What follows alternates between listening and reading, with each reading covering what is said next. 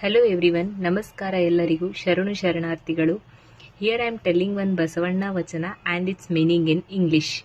ಲೋಕದ ಡೊಂಕ ನೀವೇಕೆ ತಿದ್ದುವಿರಿ, ನಿಮ್ಮ ತನವ ಸಂತೈಸಿಕೊಳ್ಳಿ, ನಿಮ್ಮ ಮನವ ಸಂತೈಸಿಕೊಳ್ಳಿ, ನೆರೆಮನೆಯ ದುಃಖಕ್ಕೆ ಅಳುವವರ ಮೆಚ್ಚ Kudala Sangama Deva.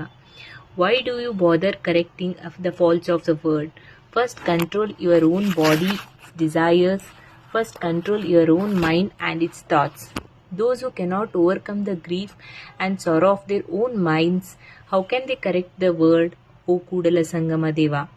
Basavanna emphasizes self-discipline and self-awareness over lying to or trying to change others. He questions why people attempt to reform the world while failing to correct themselves and their own body and mind. True spirituality begins with self-mastery, regulating one's desires, thoughts and sorrows.